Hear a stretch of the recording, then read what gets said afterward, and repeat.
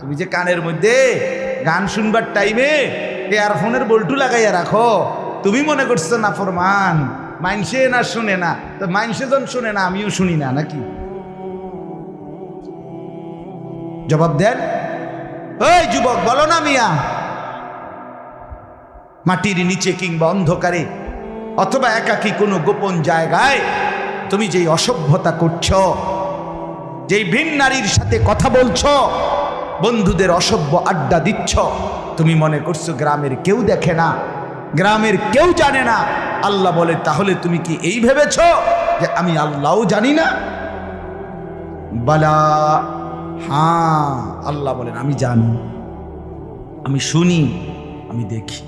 আর অরসুলুনা লাদাইহিম ইয়াকতুবুন, আমার পক্ষ থেকে মনোনীত ফেরেশতা ডান কাঁধে বাম কাঁধে